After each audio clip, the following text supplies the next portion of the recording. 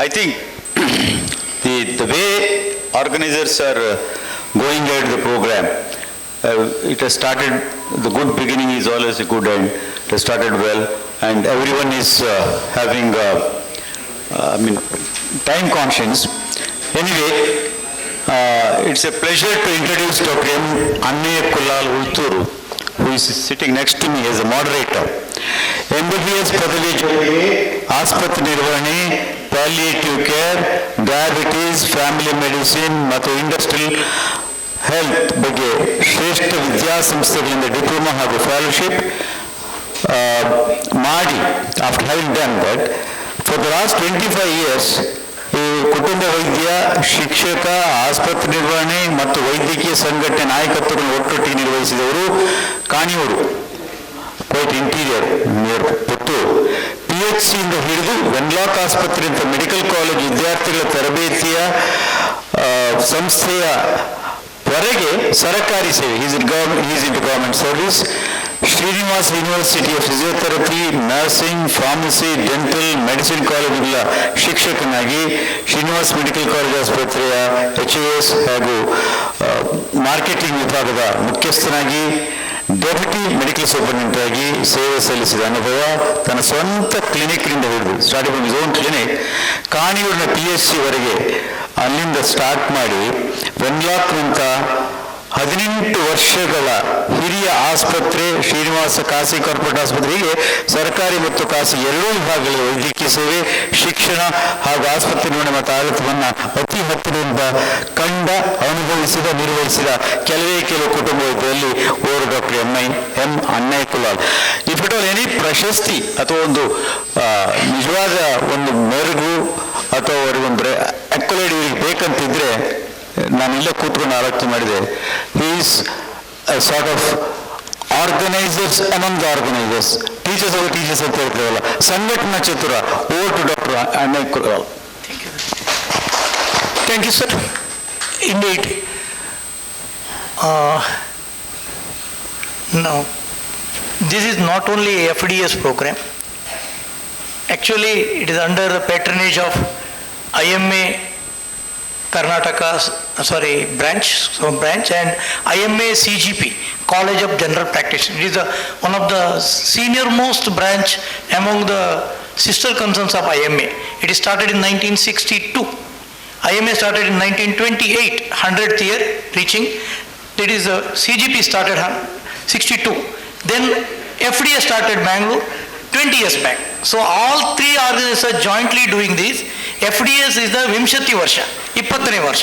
So ಈ ದಶೆಯಲ್ಲಿ ನಾವು ಒಂದು ಕುಟುಂಬ ವೈದ್ಯ ಪದ್ಧತಿ, ಈಗ ಐ ಥಿಂಕ್ ನನ್ನನ್ನು ಬಿಟ್ಟರೆ ಮಂಗಳೂರು ಪೇಟೆಯಲ್ಲಿ 98ರಲ್ಲಿ ಡಿಗ್ರಿ ಮಾಡಿದ್ರು ನನ್ನನ್ನು, ಮತ್ತು ಶ್ರೀಕಾಂತ್ ಶೆಣೈ ಮತ್ತು ಕೃಷ್ಣವೇಣಿ, ಅವ್ರು 3 ಜನ ನನ್ನ ಕ್ಲಾಸ್ಮೇಟ್ಗಳು.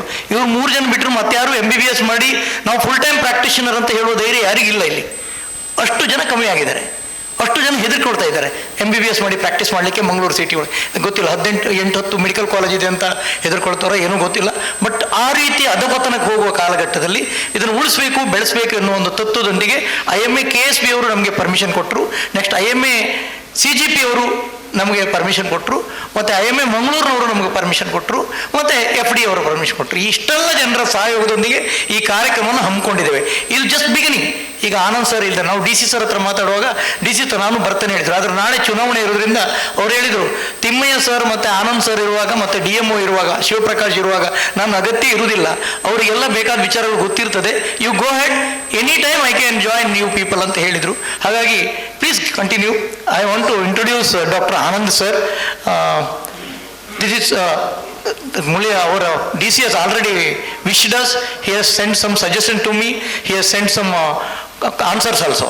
Dr. Ananda is not only CEO of Jilla Panchayat Dakshina Kannada, he is MBBS MD General Medicine and Assistant Secretary Minister of Road and Transport and National Highway, Assistant Commissioner Indi Vijayapura, CEO Jilla Panchayat Gadag, Deputy Secretary to Govt of Karnataka, Department of Personal and Administrative Reforms.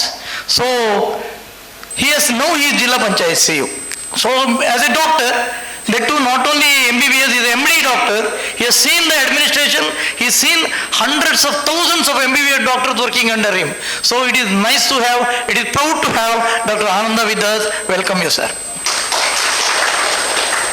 Next, in a hierarchy, doctor Thimmaiah ಅವರನ್ನು ನಾನು approach ಮಾಡಿದ ತಕ್ಷಣ ಹೇಳಿದರು, ಕುಲಾಲ್, ನಾನು ಹಾಸನದವನು, ನಂಗೆ English ಬೇಡ, ನಾನು ಕನ್ನಡದಲ್ಲೇ ಮಾತಾಡ್ತೇನೆ, ನಾನು ಕನ್ನಡದ ಕೋರ ಅಂತೇಳಿ ಕರ್ನಾಟಕ ರಾಜ್ಯೋತ್ಸವ ದಿನಗಳಲ್ಲಿ ಹೇಳಿದವರು. ಇವ್ರದ್ದು ಇನ್ನೊಂದು ರೀತಿ ವಿಶೇಷ. ಯಾಕೆ ನಾವು ಇವರನ್ನೆಲ್ಲ ಆಯ್ಕೆ ಮಾಡಿದ್ದೇವೆ ಅಂದರೆ, ಇವರು ಹಾಸನದವರು. 1991 MBBS ಅನ್ನು JSS ಮೆಡಿಕಲ್ ಕಾಲೇಜಲ್ಲಿ ಮಾಡಿದರು. DPH ಆ್ಯಂಡ್ FDFM ಈ ಕೋರ್ಸ್ಗಳು ಪಬ್ಲಿಕ್ ಹೆಲ್ತ್ ಅಡ್ಮಿನಿಸ್ಟ್ರೇಷನ್ಗೆ ಬೇಕಾದ ಕೋರ್ಸ್ಗಳು ಅಣ್ಣಾಮಲೈ ವಿಶ್ವವಿದ್ಯಾಲಯದಲ್ಲಿ 2014 ಮಾಡಿದ್ದಾರೆ. ಖಾಸಗಿ ವೈದ್ಯಕೀಯ ವೃತ್ತಿ ಮಾಡಿ 91ರಿಂದ 2002 10 ವರ್ಷ ಖಾಸಗಿ ವೈದ್ಯರಾಗಿ ಮಾಡಿದ್ದಾರೆ. MBBS ಡಾಕ್ಟರ್ ಆಗಿ ಜನರಲ್ ಪ್ರಾಕ್ಟೀಸ್ ಮಾಡಿದ್ದಾರೆ. ನಾವು ಕರೆಯೋದಾದ್ರೆ ಇಲ್ಲಿಗೆ ಎಷ್ಟೋ ಜನರು ಸ್ಟೇಜಿಗೆ ಕರಿಬೋದಿತ್ತು. ಆದರೆ ಆಯ್ಸಿ ಕರೆದದ್ದು ಯಾಕಂದ್ರೆ ಸರ್ಕಾರ ಗೊತ್ತಿರಬೇಕು, ಖಾಸಗಿ ಗೊತ್ತಿರಬೇಕು, ಅಡ್ಮಿನಿಸ್ಟ್ರೇಷನ್ ಗೊತ್ತಿರಬೇಕು ಅನ್ನೋ ನೆಲೆಯಲ್ಲಿ ತಿಮ್ಮಯ್ಯ ಅವರನ್ನು ಕರೆದದ್ದು. ಅವರು ಅನಂತರ 2002ರಿಂದ 2010 ಆರೋಗ್ಯ ಕೇಂದ್ರ ಅರಗಹಳ್ಳಿ, ಬೇಲೂರು, ಹಾಸನದಲ್ಲಿ, ಹಳ್ಳಿ ಮೈಸೂರಲ್ಲಿ, ಹೊಳೆನರಸೀಪುರ ಹಾಸನದಲ್ಲಿ ಪ್ರೈಮರಿ ಹೆಲ್ತ್ ಸೆಂಟ್ರಲ್ಲಿ ಡಾಕ್ಟರ್ ಆಗಿ ದುಡಿದಿದ್ರು. ಕೆಲವು ಹಠಾತ್ತರ ಮೇಲಕ್ಕೆ ಒಂದು ಅಧಿಕಾರಿಯಾಗಿ ಬಂದಿದ್ದಲ್ಲ, ಇವರು ಕೆಳಮಟ್ಟದಿಂದ ಬಂದ ಅಧಿಕಾರಿ. 2010ರಿಂದ 2023 ಹಾಸನದ ಆಲೂರು ತಾಲೂಕು ಆರೋಗ್ಯಾಧಿಕಾರಿಯಾಗಿ, 21/9/2023 ದಕ್ಷಿಣ ಕನ್ನಡ ಜಿಲ್ಲೆಯ ಆರೋಗ್ಯ ಅಧಿಕಾರಿ ಮತ್ತು ಕುಟುಂಬ ಕಲ್ಯಾಣ ಅಧಿಕಾರಿಯಾಗಿ ಬಂದಿದ್ದಾರೆ. ಹಲವು ಸಮಾಜಮುಖಿ ಸಂಘ ಸಂಸ್ಥೆಗಳಲ್ಲಿ ಸಕ್ರಿಯರಾಗಿದ್ದವರು. ಅದು ನಾನು ಹೇಳೋಕೆ ಇಷ್ಟಪಡಲ್ಲ. ಅವ್ರದ್ದೊಂದು ಕನ್ನಡದ ಹಾಡು ಕೇಳಿದ್ರೆ ಸಾಕು, ನೀವು ಫಿದಾಗಿ ಬಿಡ್ತೀರಿ, ಎಷ್ಟು ಚೆನ್ನಾಗಿ ಹಾಡ್ತಾರೆ ಅಂದರೆ. ಇನ್ನೊಮ್ಮೆ ಸಮಯ ಸಿಕ್ಕಾಗ ಅವ್ರನ್ನ ಹಾಡಿಸುವ. ಸರ್, ನಿಮ್ಮನ್ನ ಪ್ರೀತಿಯಿಂದ, ಆತ್ಮೀಯತೆಯಿಂದ, ಕಳಕಳಿಯಿಂದ ಸ್ವಾಗತಿಸುತ್ತಿದ್ದೇವೆ. ಹಾಗೆ ಇನ್ನೊಬ್ಬ ರಿಸೋರ್ಸ್ಫುಲ್ ಪರ್ಸನ್, ನಮ್ಮ ಪಕ್ಕದ ಜಿಲ್ಲೆಯವರು, ನಮ್ಮವರು, ದಕ್ಷಿಣ ಕನ್ನಡದವರಿಗೆ ತೀರ್ಥಹಳ್ಳಿ ಏನು ದೂರ ಅಲ್ಲ. ತೀರ್ಥಹಳ್ಳಿ ಶಿವಮೊಗ್ಗ ಅಂದ್ರೆ ನಮ್ಮದೇ ಊರು ಅಂತ ನಾವು ಹೇಳುವವರು. Both MBBS and MS from MMC Mysuru, doctor Shivaprakash ಅವರು ಪ್ರಕಾಶ ಕೊಡುವವರು. ಮೊನ್ನೆ ಅವ್ರ ಹೆಸರು ಬರೆಯುವಾಗ ಶಿವಪ್ರಸಾದ್ ಅಂತ ಆಯಿತು. ಕೂಡ ನಾವು ಪ್ರಸಾದ ಕೊಡುವವರು, ನಾವು ಪ್ರಕಾಶ ಕೊಡುವವರು, ನಾವು ಎಲ್ಲಿದ್ರು ಬೆಳಕು ಕೊಡುವವರು, ನಗೆ ಕೊಡುವರು. Is a surgeon, so he makes people to smile. Okay, work at various places in the various ranks. ತೀರ್ಥಹಳ್ಳಿಯ ಸಿರಿ ಎಂಬ ಅವಾರ್ಡ್ ಅಂತ ತಗೊಂಡವರು ಅವರು ಕೆಲಸ ಮಾಡಿ. ತೀರ್ಥಹಳ್ಳಿಯ ಸಿರಿ ಅಂತ ಕನ್ನಡ ಸಾಹಿತ್ಯ ಪರಿಷತ್ ತೀರ್ಥಹಳ್ಳಿಯಿಂದ ಪಡ್ಕೊಂಡವರು. ರೋಟರಿ ಕ್ಲಬ್, ಬ್ಲಡ್ ಬ್ಯಾಂಕ್ ತೀರ್ಥಹಳ್ಳಿಯ ಟ್ರಸ್ಟಿಯಾಗಿ ಕೆಲಸ ಮಾಡ್ತಿದ್ದಾರೆ. KGM ಇದರ ತೀರ್ಥಹಳ್ಳಿಯ, ಅದು KGM ಅಂದರೆ Karnataka government medical officers association, ತೀರ್ಥಹಳ್ಳಿಯ ಮತ್ತು ಶಿವಮೊಗ್ಗ, ಅಲ್ಲಿ 2 ಕಡೆ ಕೆಲಸ ಮಾಡಿದ್ದಾರೆ. ಸರ್ಕಾರದಿಂದ ಸರ್ವೋತ್ತಮ ಪ್ರಶಸ್ತಿಯನ್ನು ಮುಖ್ಯಮಂತ್ರಿಗಳಿಂದ ಪಡ್ಕೊಂಡ ಒಬ್ಬ ವೈದ್ಯ. ಹೆಮ್ಮೆ ಅನ್ನಿಸ್ತದೆ. ಅವರು ನಮ್ಮ ವೆನ್ಲಾಕಿಗೆ ಈಗ ಒಂದು ಕಳೆದ 4 ತಿಂಗಳಿಂದ ನಮ್ಮ ವೆನ್ಲಾಕಿನ DMO ಆಗಿ, ಸೂಪರ್ಡೆಂಟ್ ಆಗಿ ಕೆಲಸ ಮಾಡ್ತಿದ್ದಾರೆ. ವೈಬ್ರೆಂಟ್ ಇದ್ದಾರೆ. ಅವರು ಎಷ್ಟು ಸರ್ಜರಿ ಮಾಡಿದ್ದಾರೆ ಅಂತ ನನಗೆ ನೆನಪಿಲ್ಲ. 1000ಗಟ್ಟಲೆ, 10-20 ಸಾವಿರಕ್ಕಿಂತ ಜಾಸ್ತಿ ಸರ್ಜರಿ ಮಾಡಿದ್ದಾರೆ. ಬಟ್ ಖಾಲಿ ಅಡ್ಮಿನಿಸ್ಟ್ರೇಟರ್ ಅಲ್ಲ, ನಾನು ಸುಮ್ಮನೆ ಕುಳಿತುಕೊಳ್ಳೋದಿಲ್ಲ, ನಂಗೆ ಸರ್ಜರಿ ಮಾಡಿದ್ರೆ ಮಾತ್ರ ನಂಗೆ ಖುಷಿ ಆಗೋದು ಅನ್ನುವಂಥ ಒಬ್ಬ ಸರ್ಜನ್ ವೆನ್ಲಾಕಿಗೆ ಸಿಕ್ಕಿದ್ದಾರೆ, ಮಂಗಳೂರಿಗೆ ಸಿಕ್ಕಿದ್ದಾರೆ. ಪ್ರೀತಿ, ಕಳಕಳಿ, ಕನ್ನಡದ ಬಗ್ಗೆ ಅಷ್ಟು ಚೆನ್ನಾಗಿ ಪ್ರೀತಿ ಇರುವವರು ಡಾಕ್ಟರ್ ಶಿವಪ್ರಕಾಶ್ ಸರ್, ನಿಮ್ಮನ್ನು ಪ್ರೀತಿಯಿಂದ ಸ್ವಾಗತಿಸುತ್ತೇವೆ. ನೆಕ್ಸ್ಟ್, ದೀಪಕ್ ರಾಯ್. ದಕ್ಷಿಣ ಕನ್ನಡ ಜಿಲ್ಲೆಗೆ IMA ಹೇಗೋ, ಖಾಸಗಿ ರಂಗದಲ್ಲಿ IMA ಹೇಗೋ, ಸರ್ಕಾರಿ ರಂಗದಲ್ಲಿ KPM, ಇದು KGM, Karnataka government medical association, KGMOA ಅಂತಿದೆ. ನಮಗೆ ವೆನ್ಲಾಕಿನಿಂದ ಹಿಡಿದು ಸುಳ್ಯ, ಪುತ್ತೂರು, ಬಂಟ್ವಾಳದವರೆಗೆ ಎಲ್ಲ KGMO ಡಾಕ್ಟರ್ಗಳು ಹೈಯೆಸ್ಟ್ ನಂಬರಲ್ಲಿ ರಿಜಿಸ್ಟರ್ ಮಾಡಲಿಕ್ಕೆ ಮಾಡ್ಕೊಂಡಿದ್ದಾರೆ. ಅದರಲ್ಲಿ 90% of the Wenlock consultant, I have to salute them because of this DMO, DHO and ಅವರ ದೀಪಕ್ ರೈ. ದೀಪಕ್ ರೈ ಯಾಕೆ ಕರೆದಿದ್ದೇವೆ ಅಂತ ಹೇಳಿದ್ರೆ, ಅವ್ರನ್ನ ಇಂಟ್ರೊಡ್ಯೂಸ್ ಮಾಡಿದ್ರೆ ನಿಮ್ಗೆ ಗೊತ್ತಾಗುತ್ತೆ ಈ ಡಿಸ್ಕಷನ್ಗೆ. MBBS and MS from Russia, ಬೆಂಗಳೂರಿನ ಮಣಿಪಾಲ್ ಆಸ್ಪತ್ರೆ ಯೂರಾಲಜಿ ವಿಭಾಗದಲ್ಲಿ ಕೆಲಸ ಮಾಡಿದ್ದು, ESI ಆಸ್ಪತ್ರೆಯಲ್ಲಿ ಯೂರಾಲಜಿಸ್ಟ್ ಆಗಿ ಕೆಲಸ ಮಾಡಿದ್ದು, ಲಿಬಿಯಾದಲ್ಲಿ ಕೆಲಸ ಮಾಡಿದ್ದು. ಅದನ್ನು ಬಿಟ್ಟು ಪ್ರೈಮರಿ ಹೆಲ್ತ್ ಸೆಂಟ್ರಿಗೆ ಬಂದಿತ್ತು. This is how Indian primary health centre works ಮಾಡಿ. ಪುತ್ತೂರಲ್ಲಿ 1998 ನಾನು ಕಾಣಿಯೂರು ಪಿತ್ತೂರಿನಲ್ಲಿ ಗೌರ್ಮೆಂಟ್ ಡಾಕ್ಟರ್ ಆಗಿ ಸೇರಿದ್ದು, ಅವರು ಕಾಣಿಯೂರು ಪುತ್ತೂರಿನಲ್ಲಿ ಗೌರ್ಮೆಂಟ್ ಡಾಕ್ಟರ್ ಆಗಿ ಸೇರಿದ್ದು. ಪಾಲ್ತಾಡಿ, ಪುತ್ತೂರಿನ THO ಆಗಿ ಕೆಲಸ ಮಾಡ್ತಾ ಇದ್ದಾರೆ.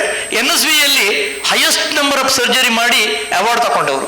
ಕಳೆದ ವರ್ಷವೂ ಸಹ ಸೆಕೆಂಡ್ ಹೈಯೆಸ್ಟ್ ತಗೊಂಡವರು. 2017ರಲ್ಲಿ ಸ್ಟೇಟಿಗೆ ಫಸ್ಟ್ ಅವಾರ್ಡ್ ತಗೊಂಡವರು. ಅವರಿಗೆ ನಮಗೆ ಖುಷಿ ಆಗೋದು ಅಂತ ಹೇಳಿದ್ರೆ, ಓಲಲ್ಲರಿಗೆ ಒಂದು 20 ನಿಮಿಷ ಲೇಟ್ ಆಗಿ ರೈತೆ ಬರ್ಪೆ ಅಂತ ಸರ್ಜನ್ ಸಾಕು 20 ನಿಮಿಷ ಲೇಟ್ ಆಯ್ತು ಕರೆಕ್ಟಾಗಿ ಹೇಳುವ ಒಬ್ಬ ಮಾನವೀಯ ಕಳಕಳಿ ಇರುವ ದೀಪಕ್ ರೈ, ತಮ್ಮನ್ನು ಸ್ವಾಗತಿಸ್ತಿದ್ದೆ ಸರ್. ನಿಮಗೆ ನಮ್ಮ ಅಭಿನಂದನೆಗಳು. ಹಾಗೆ ಇನ್ನೊಬ್ರು ಪೃಥ್ವಿರಾಜ್ ರೈ, ಡಾಕ್ಟರ್ ಹತ್ತಿರದಿಂದ ಕಾಣಬಲ್ಲ ಅವರು ಅಂದರೆ ಅಡ್ವೊಕೇಟ್ಸ್. ನಮ್ಮ ಮೇಲೆ ಕೇಸ್ ಹಾಕೋರು ಅಥವಾ ನಮ್ಮ ಕೇಸನ್ನು ಕೋರ್ಟಲ್ಲಿ ಆರ್ಗ್ಯೂ ಮಾಡೋರು ಅವರ ಕೋರ್ಟಲ್ಲಿ ಹೆಚ್ಚು ಸಾರಿ ನಾವು ಅವರು ಭೇಟಿಯಾಗೋದು. ಎಸ್ಪೆಷಲಿ ಗೌರ್ಮೆಂಟ್ ಡಾಕ್ಟರ್ಗಳಲ್ಲಿ ಗೊತ್ತಿರ್ತದೆ, ನಮ್ಮನ್ನು ಹೆಚ್ಚು ಭೇಟಿಯಾಗೋದು ನಾವು ಅಡ್ವೊಕೇಟನ್ನು ಕೋರ್ಟ್ಗಳಲ್ಲಿ.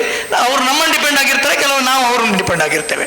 ಸೊ ಪೃಥ್ವಿಯವರು ಮಾಜಿ ಅಧ್ಯಕ್ಷರು ಬಾರ್ ಅಸೋಸಿಯೇಷನ್ ಮಂಗಳೂರು, ಕಾಸರಗೋಡು ಜಿಲ್ಲೆಯ ನೆಟ್ಟಣಿಗೆಯವರವರು, BA LLB from SDM college, practising since 1988. Mangaluru visiting professor to SDM ಕಾಲೇಜಿಗೆ ಪ್ರೊಫೆಸರ್ ಆಗಿ ಕೆಲಸ ಮಾಡಿದವರು. ಖಾಲಿ ಪ್ರಾಕ್ಟೀಸಿಂಗ್ ಲಾಯರ್ ಅಲ್ಲ, ಅವರು professor also. And immediate past president of Mangalore bar council 2022-24 ಡಿವಿಷನಲ್ಲಿ. So welcome you sir, is my good friend doctor Prithviraj Saheb. ಇನ್ನೊಬ್ಬರು ಮೀಡಿಯಾದಿಂದ ನಾವು ಒಬ್ಬರನ್ನು ಕರೆದಿದ್ವಿ. ನಿನ್ನೆ ಸಂಜೆವರೆಗೆ ರವಿಪ್ರಸಾದ್ ಕಮಿಲಾ ನನ್ನ ಆತ್ಮೀಯ ಮಿತ್ರರು ಇರಬೇಕಿತ್ತು, ಹಿಂದೂದು. ಆದರೆ ಅವರ ಪತ್ರಿಕೆಯವರು ನಾಳೆ ಚುನಾವಣೆ ಇರೋದ್ರಿಂದ ಒಂದು ತುರ್ತು ಅವರಿಗೊಂದು ಗೋಷ್ಠಿ ಕರೆದ್ರಿಂದ ಕಮಿಲಾ ಅವರು ನಿನ್ನೆ ಸಂಜೆ ನಮ್ಮಿಂದ ತಪ್ಪಿಸ್ಕೊಂಡ್ರು. ಅವ್ರ ಪರವಾಗಿ ಶ್ರೀ ರಾಘವ ನಮ್ಮ ಜೊತೆ ಬಂದಿದ್ದಾರೆ. Raghava is good old friend of mind. All the time he discusses about the pros and cons of medical fraternity. Mister Raghava, special correspondent of the Hindu, have been serving in Hindu 21 years. BSc LLB lawyer, ಇದು practice ಮಾಡೋಕೆ, ಇದಕ್ಕೆ journalism ಬರೋಕ್ಕಿಂತ ಮೊದಲು 3 ವರ್ಷ lawyer ಆಗಿ practice ಮಾಡಿದವರು. So you have selected such a wonderful resource people and served 3 years as an advocate, then joined Hindu in 2003, served 10 years Bangalore, remaining all 13-14 years in Mangalore. And ಇವ್ರದ್ದೊಂದು ಇನ್ನು ವಿಶೇಷ ಅಂದರೆ, ಇವರ ಅಜ್ಜ, ಇವರ ಅಪ್ಪ, ಇವರೆಲ್ಲರೂ ಜರ್ನಲಿಸ್ಟ್ಗಳು. ಇವರ ಅಜ್ಜ, ಅಪ್ಪ ಇವರೆಲ್ಲ ಹಿಂದೂ ಪೇಪರಲ್ಲೇ ದುಡಿದವರು. ಅವರೆಲ್ಲ ರಿಟೈರ್ಡ್ ಆಗಿದ್ದಾರೆ, ಇವರೀಗ ಸರ್ವ್ ಮಾಡ್ತಾ ಇದ್ದಾರೆ. ಮತ್ತೆ ಬಳ್ಳಾರಿಯವರು, ಇವರ ತಂದೆ, ಇವರೆಲ್ಲ ಮದನ್ ಮೋಹನ್ ಅಂತ ಕೇಳಿರ್ಬೋದು, ರಿಟೈರ್ಡ್ ಎಸ್ ಎ ಸ್ಪೆಷಲ್ ಕರೆಸ್ಪಾಂಡೆಂಟ್ಸ್. ಹಾಗಾಗಿ ಇಷ್ಟು ಜನರನ್ನು ನಾನು ಸ್ವಾಗತ ಮಾಡಲಿಕ್ಕೆ ಇಚ್ಛೆ ಪಡ್ತೇನೆ. ಜೊತೆಗೆ ಕುಮಾರಸ್ವಾಮಿ ಸರ್, ನನ್ನ ಆತ್ಮೀಯ ಹಿರಿಯ ಒಡನಾಡಿ, ಕುಟುಂಬ ವೈದ್ಯ ಸಂಘದ ಹಿರಿಯ ಸಹಪಾಠಿಯವರು, ಮಾಜಿ ಅಧ್ಯಕ್ಷರು, ಇವರನ್ನು ನಾನು ಸ್ವಾಗತ ಮಾಡ್ತಿದ್ದೇನೆ. ಯಾಕಂದರೆ ನಮ್ಮ ಗೋಷ್ಠಿ ಸ್ಲೈಡ್ ಮೂಲಕ ಹೋಗುವುದಿಲ್ಲ, ಕ್ವಶನ್ ಆನ್ಸರ್, ಡೈರೆಕ್ಟ್ ಕ್ವಶನ್ ಆನ್ಸರ್ಗೆ ಹೋಗ್ತದೆ. ನಾನು ಅವರಿಗೆಲ್ಲ ಆಲ್ರೆಡಿ ಕ್ವಶನ್ಗಳನ್ನು ಕೊಟ್ಟಿದ್ದೇನೆ. ಆ ಕ್ವಶನ್ಗಳನ್ನು ನಾನು ಓದಿ ಹೇಳ್ತೇನೆ, ಅವರು ಉತ್ತರ ಕೊಡ್ತಾ ಇರೋದಕ್ಕೆ. ಮತ್ತೆ ಇದು ಜಸ್ಟ್ ಸ್ಟಾರ್ಟಿಂಗ್ ಈ ಸೆಷನ್. ನೆಕ್ಸ್ಟ್ ಸೆಷನಲ್ಲಿ ಸೈಂಟಿಫಿಕ್ ಸೆಕ್ಷನ್ ಇನಾಗ್ರೇಷನ್, ಅದರಲ್ಲಿ ನಮ್ಮ Kasturba medical college dean doctor Unni Krishnan sir is going to address you people the continuation of it. And last ಉದ್ಘಾಟನೆ, ಇಟ್ ಇಸ್ ನಾಟ್ ಎ ಉದ್ಘಾಟನೆ, it is a continuation of this ಕುಟುಂಬ ವೈದ್ಯ ಪದ್ಧತಿ ಅಂದು ಇಂದು ಮುಂದು. Shantaram Shetty and Yogananda Reddy is going to speak. So this is the continuation of the session. It is not only sabha karyakrama. So we are just lighting the lamp, so they are all continuing it. So first question I will ask to sir Anand sir. As an administrator, you have seen doctors, general public very closely. Moreover, you are a doctor too. So what is your opinion on vanishing of general practicing system, that to MBBS general practice system in India, especially in the rural and urban? Yes, thank you for inviting me. So when we speak about the family practice or general practicing system, it has not been long, like a couple of decades back, the family practitioner system was very strong. So any problem in a family, the doctor would be the first point of contact. So the first point of contact is the most important part, because the family practitioner used to assess the patient in his entirety. Yeah, so as I was saying, a couple of decades back, the family practitioner used to be the first point of contact who assesses the needs of the family as well as the patient. So when he approaches a family physician, he assesses the socio-economic background of the patient, and before prescribing any treatment modalities, the investigations, he goes into the cost effectiveness of the investigations. There was at that time, I think, no concept such as called a routine investigation. An investigation was to be done only if it is required for that particular patient. So gradually over a period of time this has changed, and the family physician used to be the primary caretaker at the primary and the secondary level of treatment in the healthcare system.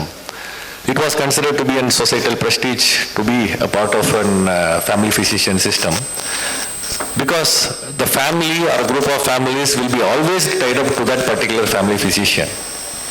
No matter what, they never bypass that system.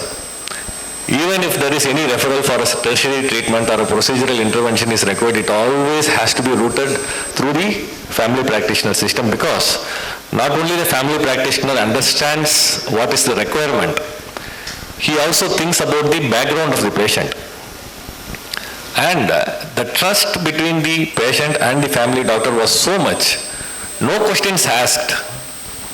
No questions asked. The patient will eventually approach the particular tertiary care physician or specialist for that particular intervention.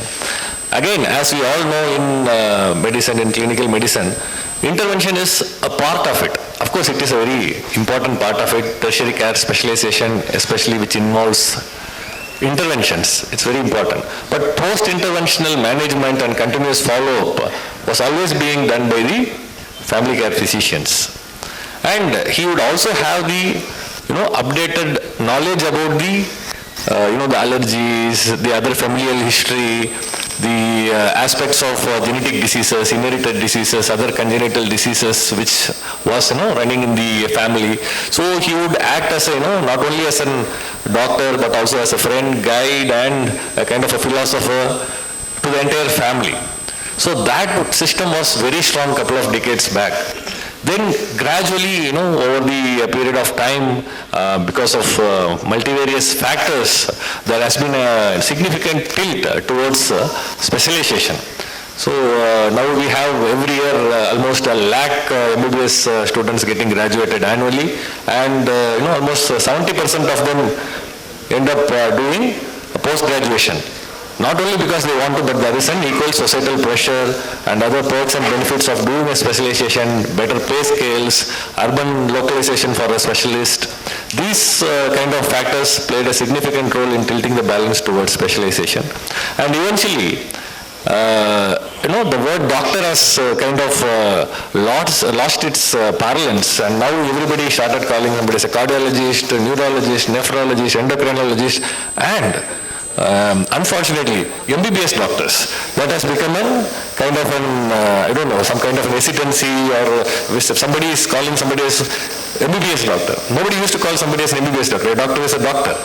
These days the term was popularly, kind of commonly used as an MBBS doctor.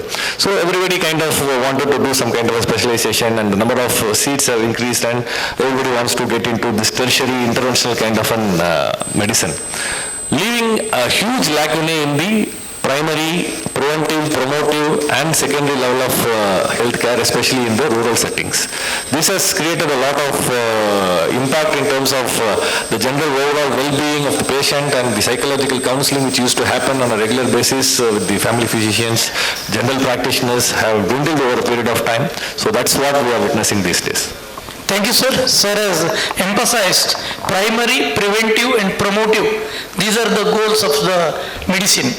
But whether it is MBBS people are following it, or super specialist or specialist, we don't know. This is the protocol. We have to follow primary, preventive, and promotive care. This should be there, whatever the service. This is a wonderful message, sir. Thank you. Sir, now, Timmaya sir. ಖಾಸಗಿ ವೈದ್ಯರಾಗಿ general practice ಮಾಡಿದವರು, ಬಳಿಕ ಪ್ರಾಥಮಿಕ ಆರೋಗ್ಯ ಕೇಂದ್ರ ಹಿಡಿದು ಈಗ medical college ಅನ್ನುವಂಥವ್ರು ಎಲ್ಲ medical ಕಾಲೇಜುಗಳು ನಿಮ್ಮ ಅಂಡರ್ ಬರ್ತವೆ. ದಕ್ಷಿಣ ಕನ್ನಡ ಜಿಲ್ಲೆ ಎಲ್ಲ ಮೆಡಿಕಲ್ ಕಾಲೇಜುಗಳು ನಿಮ್ಮ ಅಂಡರ್ ಬರ್ತವೆ.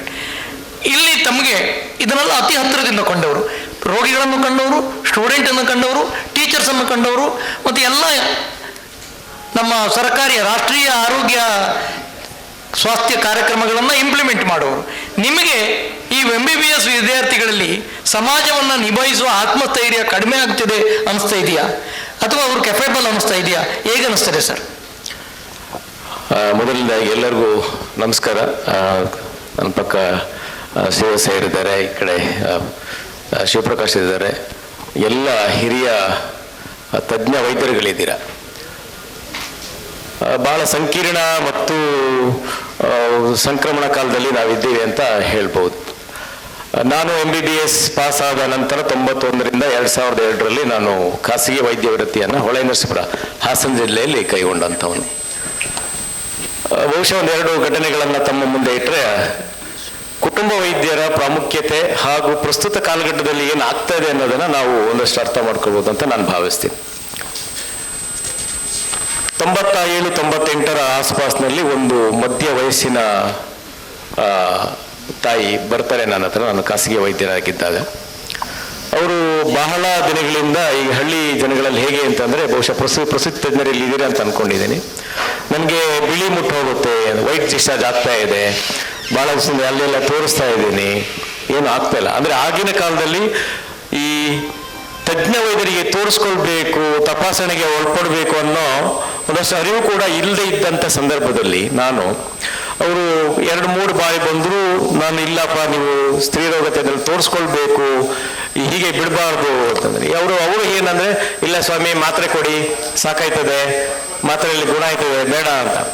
ಕೊನೆಗೆ ಒಂದಿನ ಇಲ್ಲ, ಅವರ ಯಜಮಾನ್ರು ಕರೆದು ನಾನು ಮಾತಾಡಿ, ಇಲ್ಲ ಈ ಸಮಸ್ಯೆ ಇರೋಂಗಿದೆ ದಯವಿಟ್ಟು ತೋರಿಸ್ಕೊಳ್ಳಿ ಅಂತ ಹೇಳಿ ನನಗೆ ಪರಿಚಯ ಇದ್ದ ಹಾಸನದ ಸ್ತ್ರೀರೋಗ ತಜ್ಞರಲ್ಲಿ ಕಳುಹಿಸಿ ತೋರಿಸಿದ ನಂತರ ಅವರು ತಜ್ಞರು ನನಗೆ ಫೋನ್ ಮಾಡ್ತಾರೆ, ಒಳ್ಳೆ ಸಮಯಕ್ಕೆ ಕಳಿಸಿದೀಯಪ್ಪ ನೀನು, ಇದು ಪ್ಯಾಪ್ ಸ್ಮೇರ್ ಮಾಡಿದ ನಂತರ ಸರ್ವೈಕಲ್ ಕ್ಯಾನ್ಸರ್ ಆಗಿದೆ ಅಂತ ಹೇಳಿ ಹೇಳಿದ್ರು.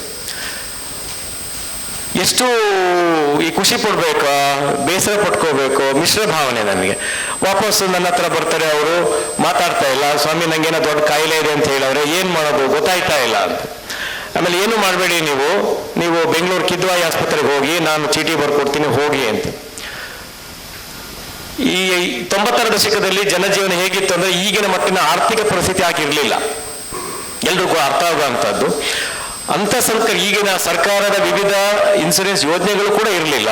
ಆ ಸಂದರ್ಭದಲ್ಲಿ ಕಿದ್ವಾಯಿಗೆ ಹೋಗಿ ಒಂದು 6 ತಿಂಗಳ ನಂತರ ಅವರು ಬರ್ತಾರೆ, ಪೂರ್ತಿ ಚಿಕಿತ್ಸೆಯನ್ನು ಪಡೆದು ಸಂಪೂರ್ಣ ಗುಣಮುಖರಾಗಿ ಬಂದು ನನ್ನ ಮುಂದೆ ನಿಲ್ತಾರೆ. ಅವ್ರ ಮಾತೇ ಬರ್ತಾ ಇಲ್ಲ. ಯಾಕೆ ಅಂತಂದ್ರೆ ಸಂಪೂರ್ಣ ಗುಣಮುಖರಾಗಿದ್ದಾರೆ, ಬರೀ ಕಣ್ಣೀರು ಬರ್ತಾ ಇದೆ, ಮಾತಾಡ್ತಾ ಇಲ್ಲ. ನಾನು ಯಾಕೆ ಏನಾಯ್ತು ಅಂತಕ್ಕೆ ನನಗೆ ಏನೋ ಆಗಿದೇನೋ ಅಂತ. ಇಲ್ಲ, ನಾನು ಪೂರ್ತಿ ಹುಷಾರಾಗಿದ್ದೀನಿ ನಿಮ್ಮ ದಯದಿಂದ, ಕಾಲಿಗೆ ಬೀಳಕ್ಕೆ ಬಂದರು, ಬೇಡವಾ ನೀವು ಹಂಗೆ ಮಾಡಬಾರ್ದು, ನನಗೆ ಅಶ್ರೇಯಸ್ಸು, ನಾನು ನಿಮ್ಮ ಮುಂದೆ ಚಿಕ್ಕವನು ಅಂತ.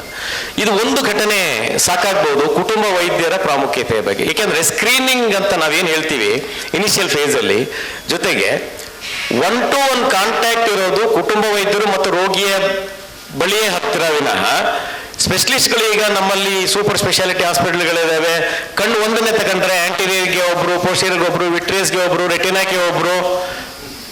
ನೀವು ಮೂಳೆಗಳಿಗೆ ಆಗ್ಲೂ ಆರ್ಥೋಪೆಡಿಕ್ಸ್ ಮಾತಾಡ್ತಿದ್ರು, ಮೂಳೆಗಳಿಗೆ ಏನಾಗಿದೆ ಅಂದ್ರೆ ಮಂಡಿಗೆ ಒಬ್ರು, ಸ್ಪೈನ್ಗೆ ಒಬ್ರು. ಈ ರೀತಿ ಈಗ ನಾವು ಈ ಕುಟುಂಬದ ವ್ಯವಸ್ಥೆಯಲ್ಲ ನಾವು ಹೇಳುವಾಗ ಕುಟುಂಬದಲ್ಲಿ ಏನಾಗ್ತಾ ಇದೆ ಅಂತಂದ್ರೆ, ಮೊದಲು ಕೂಡು ಕುಟುಂಬ ಇರ್ತಿತ್ತು, ಒಂದಲ್ಲಿ 10ರಿಂದ 15 ಜನ 20 ಜನ ಇರ್ತಿದ್ರು, ಮಕ್ಕಳನ್ನೇ ಚೆನ್ನಾಗಿ ನೋಡ್ಕೊಳ್ತಾ ಅಜ್ಜಂಜಿಗೆ ನೋಡ್ಕೊಳ್ತಿದ್ರು.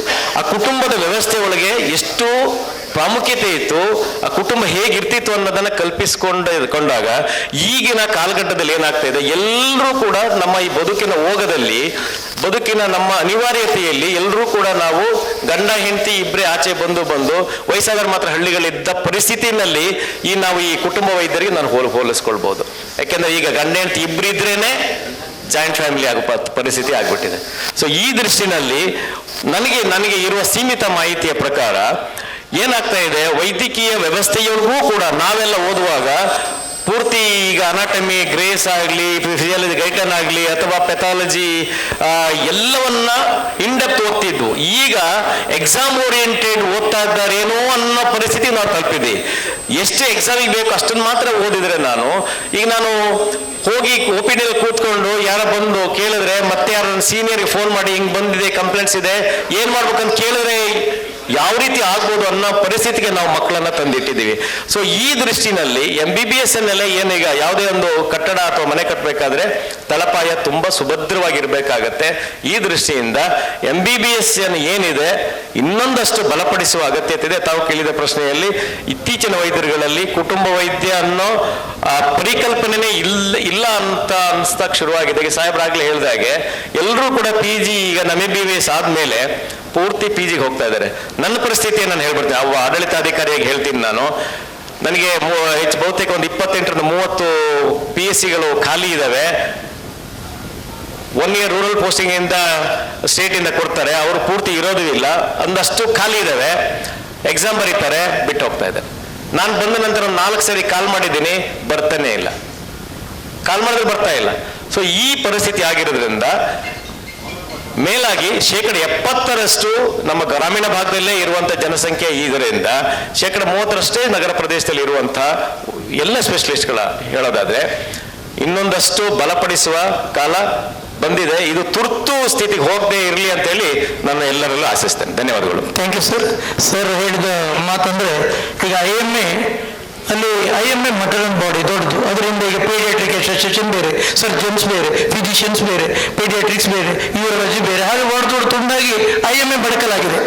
ಇದೇ ಕಾನ್ಸೆಪ್ಟು MBBSಗೆ SSLC ಓದು ಮಗುವೆ ನಾನು ನ್ಯೂರೋ ಸರ್ಜನ್ ಆಗ್ಬೇಕಂತ ಹೇಳ್ತಾನೆ, ಅವನು MBBS ಆಗ್ಬೇಕಂತ ಹೇಳುದಿಲ್ಲ. ನೀಟ್ ಕ್ಲಿಯರ್ ಆಗಿ MBBS ಇದ್ದ ತಕ್ಷಣ ಅವನ ಅನಾಟಮಿ ಫಿಸಿಯಾಲಜಿ ಬಗ್ಗೆ ಕಾನ್ಸಂಟ್ರೇಷನ್ ಮಾಡೋದಿಲ್ಲ, ಕಾರ್ಡಿಯೋ ಫಿಸಿಯಾಲಜಿ ಬಗ್ಗೆ ಡಿಸ್ಕಸ್ ಮಾಡ್ತಾನೆ. So this is the problem happening, this should be rectify ಅಂತ ಸರ್ ಹೇಳಿದ ಮಾತು. ಈಗ ಡಾಕ್ಟರ್ ಶಿವಪ್ರಕಾಶ್ ಸರ್ MBBS ಅನ್ನ ವೈದ್ಯ, ತಾವು ರಾಜ್ಯದ ಅತ್ಯಂತ ಹಿರಿಯ ಮೆಡಿಕಲ್ ಕಾಲೇಜ್ MMC, ನಮ್ಮೆಲ್ಲರ ಹೆಮ್ಮೆ MMC 100 ವರ್ಷ ಮೊನ್ನೆ ಆಯಿತು, ನಾವು ಸಹ ಅದರ ವಿದ್ಯಾರ್ಥಿಗಳಂತಕ್ಕೆ ಹೆಮ್ಮೆ ಇದೆ. ಅಲ್ಲಿಂದ ಓದಿ ಬಂದವರು MBBS ಆದವರಿಗೆ ತಮ್ಮ ಕಾಲ ಮೇಲೆ ತಾಳೆ ನಿಲ್ಲಿಕ್ಕೆ ಆಗ್ತದ, ಅಥವಾ ಸೂಪರ್ ಸ್ಪೆಷಲಿಸ್ಟ್ ಆದವರು ಕಾರ್ಪೊರೇಟರಿಂದ ಹೋಗ್ಬೇಕಾಗತ್ತಾ, ಅವರ ಬಲಿಪಶುಗಳಾಗಬೇಕಾಗ್ತದ, ಯಾರು ತಮ್ಮ ಕಾಲ ಮೇಲೆ ತಾಳು ನಿಲ್ಲಕ್ಕೆ ಶಕ್ತರು? ಹಾಗೆ MBBS ಮಕ್ಕಳ ಸಿಲೆಬಸ್ಸಿನಲ್ಲಿ ಬದಲಾವಣೆ ಮಾಡುವ ಅಗತ್ಯತೆ ಇದೆಯಾ?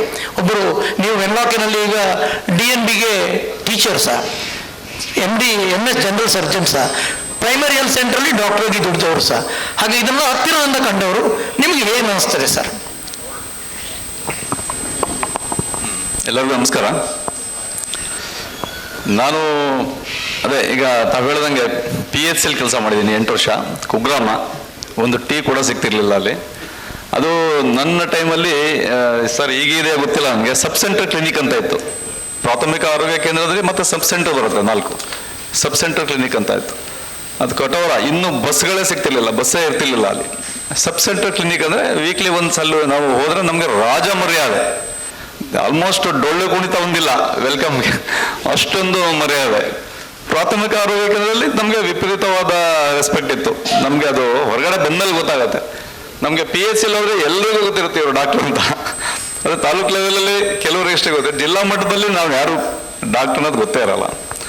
ಸೊ ತಾವು ಹೇಳಿದಾಗೆ ನಾನು PHCL ಕೆಲಸ ಮಾಡಿದ್ದೀನಿ, ತಾಲೂಕು ಹಾಸ್ಪಿಟ್ಲಲ್ಲಿ ಕೆಲಸ ಮಾಡಿದ್ದೀನಿ, ಮತ್ತು ಜಿಲ್ಲಾ ಆಸ್ಪತ್ರೆಯಲ್ಲಿ ಕೆಲಸ ಮಾಡಿದ್ದೀನಿ, ಮತ್ತು ಜಿಲ್ಲಾ ಆಸ್ಪತ್ರೆಯ ಅಡ್ಮಿನಿಸ್ಟ್ರೇಷನ್ ಕೂಡ ತಗೊಂಡಿದ್ದೀನಿ ಇತ್ತೀಚೆಗೆ.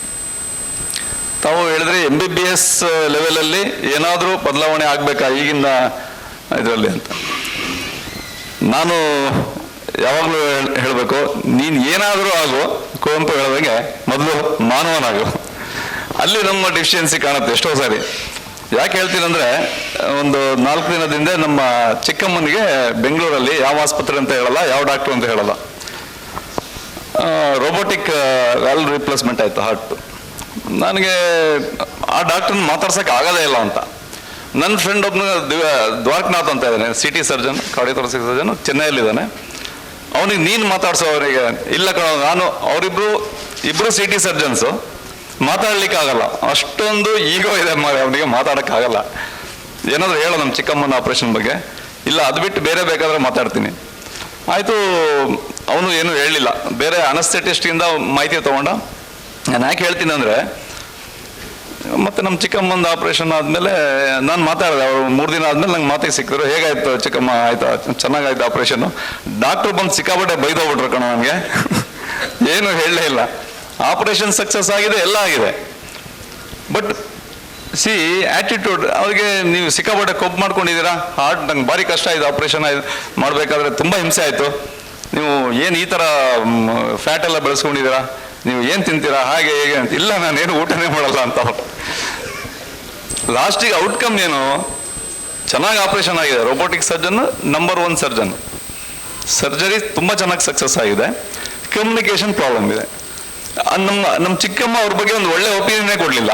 ಆಪರೇಷನ್ ಆಗಿದೆ, ಸಕ್ಸಸ್ ಆಗಿದೆ, ಜೀವ ಉಳಿದಿದೆ, ಅವ್ರು ಏನು ಡಾಕ್ಟರ್ಗಳು, ನಾವು ಮನುಷ್ಯನೇ ಅಲ್ಲ ಅವನು ಅಂದ್ಬಿಟ್ರು.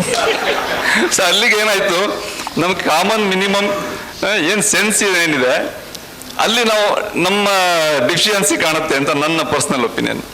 ಕೊನೆ ಈಗ MBBS ಇದರಲ್ಲಿ ಕರಿಕ್ಯುಲಮ್ ಚೆನ್ನಾಗಿದೆ, ತುಂಬ ಟಫ್ ಇದೆ. ಈಗ ನನ್ನ ಮಗ AJL ಇಂಟರ್ನ್ಶಿಪ್ ಮಾಡ್ತಾನೆ, ಒಂದು ಕರಿಕ್ಯುಲಮ್ ಟಫ್ ಇದೆ, ಇಲ್ಲ ಅಂತ ಅಲ್ಲ. ನಾವೆಲ್ಲ MBBS ಮಾಡಬೇಕಾದ್ರೆ ಇನ್ವೆಸ್ಟಿಗೇಷನ್ ಇರಲಿಲ್ಲ, ಅಲ್ಟ್ರಾಸೌಂಡು ಎಲ್ಲೋ ಬಂತು, ಎಕ್ಸ್ರೇ ಮೇಲೆ ಫ್ಲೋರೋಸ್ಕೋಪಿ, ಎಕ್ಸ್ರೇ, ಇದ್ರ ಮೇಲೆ ಕ್ಲಿನಿಕಲ್ ಡಯಾಗ್ನೋಸಿಸ್ಸು ತುಂಬ ಇಂಪಾರ್ಟೆನ್ಸ್ ಕೊಡ್ತಿದ್ರು ನಮ್ಮ ಟೀಚರ್ಸ್ ಎಲ್ಲ, ತುಂಬ ಇಂಪಾರ್ಟೆನ್ಸ್ ಕೊಡ್ತಿದ್ರು. ಒಂದು ಪಲ್ಸನ್ನೇ ಗಂಟೆಗಟ್ಟಲೆ ಪಾಠ ಮಾಡ್ತಿದ್ರು, ನಿಮಗೆಲ್ಲ ಗೊತ್ತಿದೆ, ನೀವೆಲ್ಲ ನಮ್ಗಿಂತ ಸೀನಿಯರ್ಸೇ ಇದ್ದೀರಾ. ಬಟ್ ಈಗ ಹೇಗೆ ಗೊತ್ತಿಲ್ಲ, ಈಗ ಸ್ಲೈಡ್ಸ್ ಅಲ್ಲಿ ಪಾಠಗಳು ನಡೆದೋಗ್ಬಿಡುತ್ತೆ. ಅವಾಗೆಲ್ಲ ಚಿತ್ರ ಬಿಡಿಸ್ತಿದ್ರು ನಮ್ಮ ಸರ್ಸ್ ಎಲ್ಲ, ಬೋರ್ಡ್ ಮೇಲೆ ಚಿತ್ರ ಬಿಡಿಸಿ ಅದನ್ನೆಲ್ಲ ಚೆನ್ನಾಗಿ ಎಕ್ಸ್ಪ್ಲೇನ್ ಮಾಡಿ ತೋರಿಸ್ತಿದ್ರು. ಆ ಕ್ವಾಲಿಟಿ ಮೋಸ್ಟ್ಲಿ ಕಡಿಮೆ ಆಗಿರ್ಬೋದು ಅನ್ಸುತ್ತೆ. ಬಟ್ ಈಗಿನ ಸ್ಟೂಡೆಂಟ್ಸ್ ಯಾವ ಥರ ಇದೆ ಪ್ರೈವೇಟ್ ಕಾಲೇಜಲ್ಲಿ ಅಂತ ನಮ್ಮ ಮೊನ್ನೆ ಸರ್ಜರಿ HOD ಜೊತೆ ಮಾತಾಡಿದಾಗ ಒಂದು 2 ಎಕ್ಸಾಂಪಲ್ ಕೊಟ್ಟರು. ಅವ್ರಿಗೆ ಕೆ ಶೀಟ್ ಬರ್ಲಿಕ್ಕೆ ಹೇಳಿದ್ದೆ, ದೊಡ್ಡ ಮಿಸ್ಟೇಕ್ ಆಯ್ತು ಅಂತ 2 ಸಲ ಕೆ ಶೀಟ್ ಬರ್ಸಿದ್ರು, ನೀವು ಸರಿಯಾಗಿ ಬರ್ದಿಲ್ಲ, ಯು ರೈಟ್ 1 more time ಅಂತ ಹೇಳಿದ್ದಾರೆ. ಅವನು ಹಿ ಲೆಫ್ಟ್ ದ ಕಾಲೇಜ್. 1 ಕೋಟಿ ಸರಿ ಗೊತ್ತಿದೆ, ಅದು 1 ಕೋಟಿ ಒಂದು ಫೀಸ್ ಇತ್ತು. ಮಾಯ ಅವರು ಅವನಿಗೊಂದು 50 lakhs ವಾಪಸ್ ಕೊಡೋಣ ಅಂತ ತೀರ್ಮಾನ ಮಾಡಿದ್ರಂತೆ. ಇಲ್ಲ ನನಗೆ ಟೈಮ್ ಇಲ್ಲ, ಫ್ಲೈಟಿಗೆ ಲೇಟ್ ಆಗುತ್ತೆ, ಹೊರಟೋದು. ಆ ಥರ ಆ್ಯಟಿಟ್ಯೂಡ್ ಇರೋ ಪೇರೆಂಟ್ಸು ಆ ಥರ ಇದ್ದಾರೆ, ಸ್ಟೂಡೆಂಟ್ಸು ಆ ಥರ ಇದೆ. ಈ ಜನ್ರೇಷನ್ನಲ್ಲಿ ನೀವೇನು ಎಕ್ಸ್ಪೆಕ್ಟ್ ಮಾಡ್ತೀರಾ? ಸೊ ಎಜುಕೇಷನ್ ವೈಸು ಟೀಚರ್ಸ್ ಎಲ್ಲ ಚೆನ್ನಾಗಿದ್ದಾರೆ, ಎಲ್ಲ ನಡೀತಾ ಇದೆ. ಬಟ್ ಈಗಿನ ಒಂದು ಸರ್ ಹೇಳ್ದಂಗೆ MBBS ಆದಮೇಲೆ ಈಗ MS ಮಾಡಬೇಕು, MD ಮಾಡಬೇಕು, MCH ಮಾಡಬೇಕು, ಈ ಕಾನ್ಸೆಪ್ಟಲ್ಲೇ ಮಕ್ಕಳು ಓದ್ತಾ ಇದ್ದಾರೆ. ನೀವು ಹೇಳ್ದಂಗೆ MBBS ಮಾಡಿ ಪ್ರೈವೇಟ್ ಪ್ರಾಕ್ಟೀಸ್ ಮಾಡಬೇಕು ಅನ್ನೋ ಮೆಂಟಾಲಿಟಿಯಲ್ಲಿ ತುಂಬ ಜನ ಕಡಿಮೆ ಇದ್ದಾರೆ. ಬಟ್ ನಾನು ಮೊನ್ನೆ ನಿಮ್ಗೆ ಮಾತಾಡ್ತಾ ಹೇಳಿದೆ, ಈಗ ಒಂದು MBBS ಡಾಕ್ಟ್ರಿಗೆ ಒಂದು 100 ಪೇಷಂಟ್ಸ್ ಅಂತೂ ಆರಾಮ್ಸೆ ಒಂದು ಊರಲ್ಲಿ GP ಮಾಡ್ತೀನಿ ಅಂದ್ರೆ 100 ಪೇಷಂಟ್ ನೋಡ್ತಾರೆ. ಅವ್ನು ಡಿಪ್ರೆಷನ್ಗೆ ಹೋಗೋಕೆ ಚಾನ್ಸೇ ಇಲ್ಲ. ಬಟ್ MS MD ಅವರಿಗೆ ಸ್ವಲ್ಪ ಒಂದು 20-30 ಪೇಷಂಟ್ ನೋಡಿದ್ರೆ ಹೈಯೆಸ್ಟ್ ಅದು. ನಾನು ಭದ್ರಾವತಿಯಲ್ಲಿ ಈವ್ನಿಂಗ್ ಪ್ರಾಕ್ಟೀಸ್ ಮಾಡೋದು 10 ಪೇಷಂಟ್ಸ್ ನೋಡೋದು ನಮ್ಗೆ ಖುಷಿ, ನನಗೆ ಅಷ್ಟೇ. ಸರ್ಜಿಕಲ್ ಇದರಲ್ಲಿ MCH ನೀವು ಮಾಡ್ಕೊಂಡು ಹೋದರೆ ಇಟ್ ವಿಲ್ ಕಮ್ ಟು 5-6 ಆ ಥರ, 1 patient 2 patient. So you will go for depression. MCH DM ಮಾಡಿಕೊಂಡು ನನ್ನ ಶಿವಮೊಗ್ಗದಲ್ಲಿ 15 ನ್ಯೂರೋ ಸರ್ಜನ್ಸ್ ಇದ್ದಾರೆ, ಯೂರಾಲಜಿಸ್ಟ್ ಒಂದು 15 ಜನ ಇದ್ದಾರೆ. ಕಾಂಪಿಟೇಷನ್ನು, ಪೇಷಂಟ್ ಕಳಿಸಿ ಸರ್ ಅಂತ. ನಾನು ಯಾಕೆ ಪೇಷಂಟ್ ಕಳಿಸ್ಲಿ, ನಾನು ಗೌರ್ಮೆಂಟ್ ಹಾಸ್ಪಿಟ್ಲಿಗೆ ಕಳಿಸ್ಬೇಕು, ಪ್ರೈವೇಟ್ ಹಾಸ್ಪಿಟ್ಲಿಗೆ ಕಳಿಸಲ್ಲ ನಾನು. ಸೊ ಈ ರೀತಿಯ ಸಮಸ್ಯೆಗಳಿದೆ. ನಾನು MBBS ಇದ್ದಾಗ ನಾನು ಶಿಕಾರ್ಪುರ ಕಪ್ಪನಹಳ್ಳಿ ಅಂತ PSL ಇದೆ, ಸಂಜೆ ಬಂದು ಪ್ರಾಕ್ಟೀಸ್ ಮಾಡ್ತಿದ್ದೆ. ನನಗೆ ಆರಾಮ್ಸೆ ಒಂದು 40-50 ಪೇಷಂಟ್ ನೋಡ್ತಿದ್ದೆ. ಅದರಲ್ಲಿ ಎಷ್ಟು ನಾನೇ ಪಿಡಿಯಾಟ್ರಿಷನ್ನು, ನಾನೇ ಆರ್ಥೋಪೆಡಿಷನ್ನು, ನಾನೇ ಡರ್ಮಟಾಲಜಿಸ್ಟು, ಎಲ್ಲ ನಿಯೋನಾಟಾಲಜಿಸ್ಟು ನಾನೇ, ಆರ್ಥೋಪೆಡಿಷನ್ನ ಎಷ್ಟು ಪುಟ್ ಕ್ಯಾಸ್ಟ್ ಎಲ್ಲ ಫಾರಿನ್ ಬಾಡಿ ತೆಗೆದಿದ್ದೆ, ಕಾರ್ನಿಯಲ್ ಫಾರಿನ್ ಬಾಡಿ ತೆಗೆದಿದ್ದೀನಿ, ಎಲ್ಲರೂ ನಾನೇ. ನನಗೆ MS ಆದಮೇಲೆ ಏನಾಯಿತು, ರಿಸ್ಟ್ರಿಕ್ಷನ್ನು, ಓನ್ಲಿ ಸರ್ಜಿಕಲ್ ಕೇಸ್ ನೋಡಬೇಕು. ಪಕ್ಕದಲ್ಲಿ ಫಿಸಿಷಿಯನ್ ನೋಡ್ತಾ ಇರ್ತಾನೆ, ನೀನೇನು ಮಾಡ್ತಾನೆ, ನೀನ್ಯಾಕೆ, ನನಗೆ BP ಟ್ರೀಟ್ಮೆಂಟ್ ಆಗೋಕೆ ಬರುತ್ತೆ, ಡಯಾಬಿಟಿಕ್ ಟ್ರೀಟ್ಮೆಂಟ್ ಎಲ್ಲ ಬರುತ್ತೆ, ಬಟ್ ನಾನು ಹಾಕಕ್ಕೆ ಬರಲ್ಲ, ಫಿಸಿಷಿಯನ್ ಹತ್ರ ಹೋಗಿ ಅನ್ಬೇಕು. ತುಂಬ ಪ್ರಾಬ್ಲಮ್ ಆಗುತ್ತದು. ಅಲ್ಲಿ ನಮ್ಮಲ್ಲಿ ಹೇಗಿದೆ ಅಂದರೆ ಸರ್ಜನ್ ಅಂದರೆ ಭಾರಿ ದೊಡ್ಡ ಡಾಕ್ಟ್ರು ಅನ್ನೋದು ಒಂದು ಗ್ರಾಮಾಂತರ ಪ್ರದೇಶದಲ್ಲಿ. ಸರ್ಜನ್ ಡಾಕ್ಟ್ರು ಅಂದ್ರೆ ಅವ್ನಿಗೆಲ್ಲ ಗೊತ್ತಿದೆ.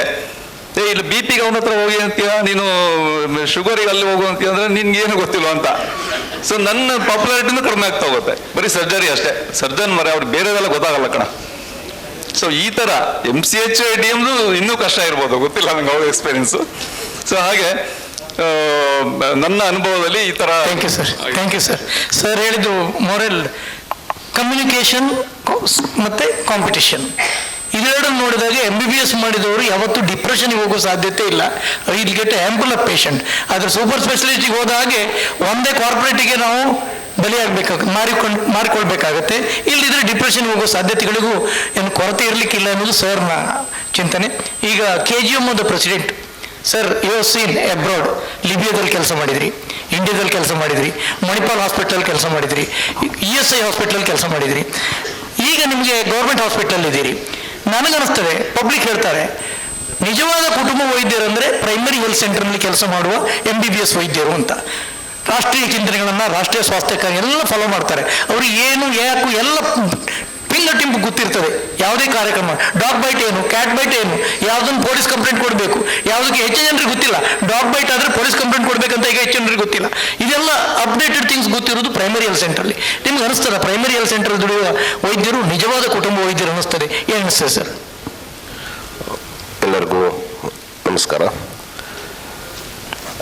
ನಾನೊಂದು ವಿದೇಶದಲ್ಲೂ ಕೆಲಸ ಮಾಡಿದ್ದೀನಿ, ಕಾರ್ಪೊರೇಟ್ ಹಾಸ್ಪಿಟ್ಲಲ್ಲೂ ಕೆಲಸ ಮಾಡಿದ್ದೀನಿ, ಮತ್ತು ಪ್ರೈಮರಿ ಹೆಲ್ತ್ ಸೆಂಟ್ರಲ್ಲೂ ತಾಲೂಕು ಆಸ್ಪತ್ರೆ ಮತ್ತು ಈಗ ಮೋರ್ ಆಫ್ ಅಡ್ಮಿನಿಸ್ಟ್ರೇಟಿವ್ ಜಾಬಲ್ಲಿದ್ದೀನಿ. ಪ್ರೈಮರಿ ಹೆಲ್ತ್ ಸೆಂಟರ್ದು ಹೇಗೆ ಅಂದರೆ ಅದಕ್ಕೆ the type of patients first ನಾವು ನೋಡೋದಂಥದ್ದು it is rural patients. Financially ಅಷ್ಟು ಸ್ಟೇಬಲ್ ಇರೋದಿಲ್ಲ, financially weaker section of the ಸೊಸೈಟಿಯಲ್ಲಿ ನಾವು ನೋಡೋದಂಥದ್ದು. ಅದರದ್ದು ಎಕ್ಸ್ಪೀರಿಯನ್ಸ್ ಇಸ್ ಡಿಫ್ರೆಂಟ್. ಇದು ಏನಂದರೆ ಅವ್ರು ಹೇಳಿದಾಗೆ ಡಾಕ್ಟರ್ ಶಿವಪ್ರಕಾಶ್ ಹೇಳಿದ್ರು, ಮರ್ಯಾದೆ ಇದೆ, you are recognised in the society. ಆ ರೆಕಗ್ನಿಷನ್ ವಿಲ್ ನಾಟ್ ಗೆಟ್ ಈ ಕಾರ್ಪೊರೇಟ್ ಹಾಸ್ಪಿಟಲ್ಸಲ್ಲಿ. ಎಷ್ಟೇ you become the best of the surgeons, best of the cardiologist, ಏನೇ ಆಗಲಿ, but the recognition in the society get when you work in a PHC.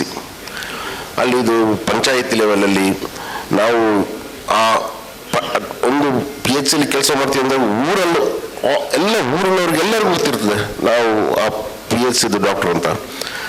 ಅದೇ ರೀತಿ ನಾವು ಅಲ್ಲಿಂದ ಒಮ್ಮೆ ವರ್ಗಾವಣೆ ಆಗಿ ಹೋಗುವಾಗ ಇನ್ನೊಂದು ಜಾಗಕ್ಕೆ ಹೋಗುವಾಗ ಅಲ್ಲಿ ಕೊಡುವಂಥ ಸನ್ಮಾನ, it is mind blowing. It is worth every rupee that we spend, that the government spends on us to give the service. I feel that is what has compelled me to stay back in the government sector, because the amount of recognition and ಮತ್ತೆ ಜನರ ಪ್ರೀತಿ ಅಷ್ಟು ಸಿಗ್ತದೆ. But ಅದೇ corporate ಲೆವೆಲ್ಸಲ್ಲಿ you work as a almost like a robo. You are given targets. Of course, ನಮಗೂ ಈಗ targets ಇದೆ ಎಲ್ಲ. It is like almost corporate ಸ್ಟೈಲಲ್ಲಿ ನಮಗೆ you are given unimaginable targets which is possibly not, ನಮಗೆ humanly not possible to achieve all the targets, but we still try. But corporate ಲೆವೆಲ್ಸಲ್ಲಿ it is on the financial ಆಸ್ಪೆಕ್ಟ್ಸಲ್ಲಿ targets ಇರೋದು. ನಮಗೆ financial aspects ಅಲ್ಲ, ನಾವು ಕೆಲಸ ಮಾಡದೇ ಇರಲಿ ನಮಗೆ ಸಂಬಳ ಬರ್ತದೆ, ಬಟ್ ಆ ಟಾರ್ಗೆಟ್ಸ್ ರೀಚ್ ಆಗಬೇಕು ಅಂದರೆ ನಾವು we need to work, not only we are the whole staff. It's a chain of command. ನಮ್ಮದ್ರಲ್ಲಿ ಎಲ್ಲರೂ ಚೆನ್ನಾಗಿ ಕೆಲಸ ಮಾಡಿದರೆ ಮಾತ್ರ ನಾವು ಒಂದು ನಮಗೆ ಕೊಟ್ಟಂಥ ನ್ಯಾಷನಲ್ ಪ್ರೋಗ್ರಾಮ್ಸ್ ಇರಲಿ ಇಲ್ಲ ಬೇರೆ ಇರಲಿ, ನಾವು ಆ ಟಾರ್ಗೆಟ್ಸ್ ರೀಚ್ ಮಾಡಲಿಕ್ಕೆ ಆಗ್ತದೆ. So one difference what I observe, ನೀವು ಹೇಳಿದ್ರಿ ಹೊರಗಡೆ ಮತ್ತು ಇಲ್ಲಿ ಡಿಫ್ರೆನ್ಸ್ ಏನು ಅಂತ.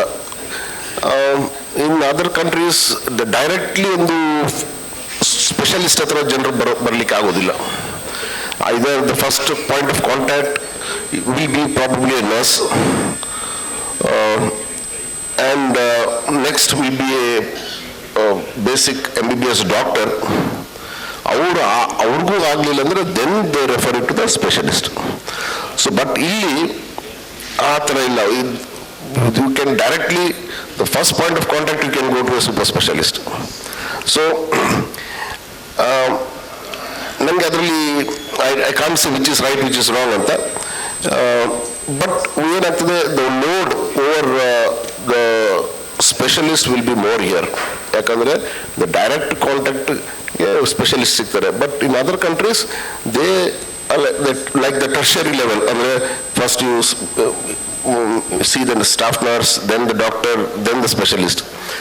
ಸೊ ಸ್ಪೆಷಲಿಸ್ಟ್ಗೆ ಯಾವಾಗ ಆಗೋದು ಅಂದರೆ if it is a life threatening disease ಇದ್ರೆ ಮಾತ್ರ the specialist comes and sees. Otherwise most even fractures are treated by nurses and as a primary care, and then they are referred on the following day likewise to the orthopedician.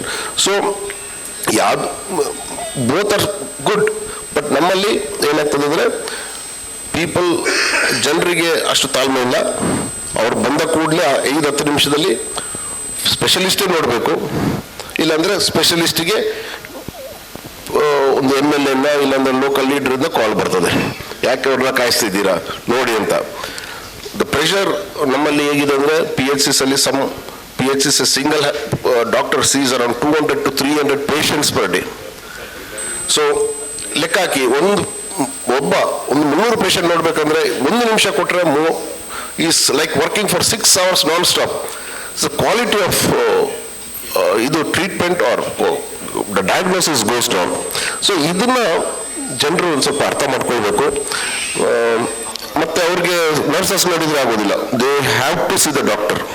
ಇವಾಗ nurses ನೋಡಿ ಅವ್ರಿಗೆ ನಾವು ಕೊಡೋ treatment nurse ಕೊಡೋದು, ಜ್ವರಕ್ಕೆ paracetamol ಕೊಡೋದು, ನಾವು ಕೊಡೋದು ಅವ್ರು ಕೊಡೋದಿಲ್ಲ. But they are not satisfied. ನಾವು ನೋಡಲೇಬೇಕಾಗ್ತದೆ, ಇಲ್ಲದಿದ್ರೆ ಅದೇ ಮೇಲೆ ಇದರಿಂದ ನಮಗೆ ಫೋನ್ಸ್ ಬರ್ತದೆ, ಅವರು ಯಾಕೆ ಮಾಡಿಲ್ಲ. ಇವನ್ ಫಾರ್ ಎಕ್ಸಾಂಪಲ್ ಡಾಗ್ ಬೈಟ್ ಆದರೆ 4:15 ಮೇಲೆ PHCs ಕ್ಲೋಸ್ ಆಗ್ತದೆ, ಯಾಕೆ ಕ್ಲೋಸ್ ಆಗಿದೆ ಅಂತಲೂ ಕೂಡ ಕಾಲ್ ಬರ್ತದೆ. You are not suppose to work, closing hour is 4:30 ಮೇಲೆ ಬರ್ತಾರೆ ಜನ, ಬಂದು ನೋಡಿ ಅಂತ. There is no doctor. So they now it is not even the MLAs, they call up the minister and minister's PA calls us, ಯಾಕೆ ಅಲ್ಲಿಲ್ಲ ಅಂತ. So ಸುಧಾರಣೆ ಆಗಬೇಕು ನಮ್ಮದ್ರಲ್ಲಿ, ಬಿಕಾಸ್ ನಮ್ಮಲ್ಲಿ doctor to population ratio is very less compared to almost 1/3 to the foreign countries. So ಅದೊಂದು ಸ್ವಲ್ಪ ಜಾಸ್ತಿ ಆದರೆ of course will be able to give a good quality care your also. Thank you. Thank you sir. Thank you Prithviraj Rai sir. ಈಗ Prithviraj advocate ಅವರಿಗೆ sir, LLB ಮಾಡಿದವರನ್ನ ಅವ್ರು super specialist ಅಂತ ಕೇಳಿದ್ರೆ ಅಡ್ವೊಕೇಟ್ ಆಗ್ತಾರೆ. ಇಂಜಿನಿಯರ್ ಮಾಡಿದವನು ಈ BA ಡಿಪ್ಲೊಮೋವ MTech ಅಂತ ನೋಡದೆ ಅವ್ರನ್ನ ಇಂಜಿನಿಯರ್ ಅಂತಾರೆ. MBBS ಆದವ್ರನ್ನ ವಿಂಗಡಣೆ ಮಾಡ್ತಾರೆ, ಅವ್ರು ಕೊಟ್ಟ ಜಡ್ಜ್ಮೆಂಟ್ ಸರ್. ಯಾಕಂದರೆ BE ಮಾಡಿದವನು ಯಾವುದೋ ಬ್ರಿಡ್ಜ್ ಕಟ್ಬೋದು, ನೀವು ಸುಪ್ರೀಂ ಕೋರ್ಟಲ್ಲಿ ಆರ್ಗ್ಯೂ ಮಾಡ್ಬೋದು ಜಡ್ಜಸ್. ಜಸ್ಟ್ LLB ಮಾಡಿದ್ರು. ಆದರೆ MBBS ಮಾಡಿದವ್ರಿಗೆ ಹಾಗಿಲ್ಲ. ಇದನ್ನು ನೀವು ಹತ್ತಿರದಿಂದ ಕಂಡವರು. ಮತ್ತು ಈ ವೈದ್ಯ ರೋಗಿಗಳ ನಡುವಿನ ಗಲಾಟೆಯಲ್ಲಿ ಕುಟುಂಬ ವೈದ್ಯರನ್ನು ಇನ್ವಾಲ್ವ್ ಮಾಡಿದರೆ ಆ ಸಮಸ್ಯೆಯನ್ನು ಹೆಚ್ಚು ಸುಲಲಿತವಾಗಿ ನಿರ್ವಹಣೆ ಮಾಡ್ಬೋದಾ, ನಿಭಾಯಿಸ್ಬೋದಾ, ನಿಮಗೇನು ಅನ್ನಿಸ್ತದೆ? ನಮಸ್ಕಾರ. ನಿಮ್ಮ ಪ್ರಶ್ನೆ ಪ್ರಕಾರ LLB ಮಾಡಿದ ಕೂಡಲೇ ಸುಪ್ರೀಂ ಕೋರ್ಟಿಗೆ ಹೋಗ್ಬೋದು, ಅದೊಂದು ಕಾಣ್ಬೋದು. ಹಾಗೆ ನಿಮಗೆ ಹಾಗಿದ್ರೆ ನಾನಿವಾಗ ಒಂದು ಸ್ಪೆಷಲೈಸ್ಡ್ ಫೀಲ್ಡಲ್ಲಿ ಪ್ರಾಕ್ಟೀಸ್ ಮಾಡ್ತಾ ಇರೋದಂದರೆ I have to join such office which that specialised matters are taken up. My study will continue even after my law degree. For next 4-5 years I will be actually a student, and then after getting expertise in that particular field I will attract client of that particular type of cases. Generally, public are very cautious and they are aware before going to an advocate. They will check his background and they will know what type of practice he is doing and in which area he is specialized. Degree of university or law schools will not get us client, but what we do in the profession, which is watched by our rivals and public, they decide whom to contact, when to contact, and for which case one has to contact. As far as engineers are concerned, for example, there is a mechanical engineering graduate. He may join a software company. In such a case, the company will provide him necessary training before he is put on his job. In all other fields also, such candidates who join new area of activity, definitely they will be given necessary training and they will be put into work. As far as family doctors are concerned, they are master of all. They know everything. They are the people who refer the matter to specialists because of their experience of treating various types of patients every day. In a day, if he meets some 50, 60, 100 patients, each one of the patient will be of having different problems. This itself is an educative experience for him, and at the same time he will not be getting time to have specialization in a particular field because he has to see all of them and he has got no time to study. From morning 8 up to 10 in the evening, general practitioners are very busy, so he will have to be happy with what he is having because he doesn't get time for having extra studies at that point of time. So he will have to naturally give up the matter to somebody who is specialized in it. There are hundreds of specialized fields but in every profession there is. But in medicine, super specialty, then further specialty, all those areas are now opened up because of the advancement of technology and research in medicine. So family doctor will have to, because it is his choice that he will be a family doctor, he has almost stopped his academic studies, though he will be enriching his knowledge by meeting the patients and talking to the specialists.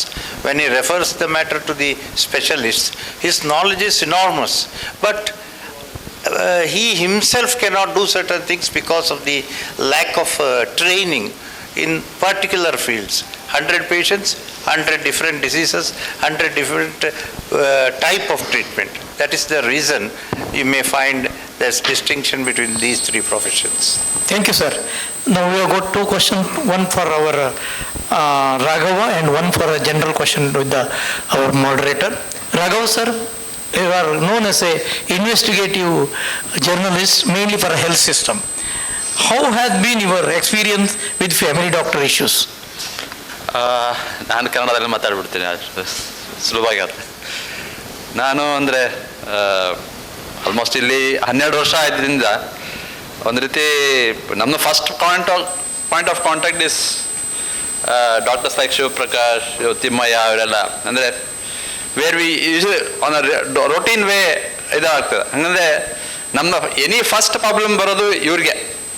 ನಮ್ಮದು especially ನನಗೆ ಇನ್ನೂ ನೆನಪಿದೆ, Covid ಟೈಮ್ನಲ್ಲಿ we are reporting, we are mask ಎಲ್ಲ ಹಾಕ್ಕೋಬೇಕು, ಹಾಗೆ ಎಲ್ಲ ಅಡ್ಡಾಡೋದೆಲ್ಲ ಇತ್ತು.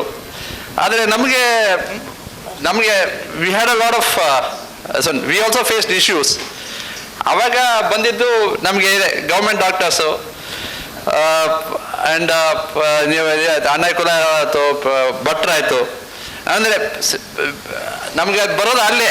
ನಮಗೆ as you said, it's not a vanishing breed. Still they are still relevant.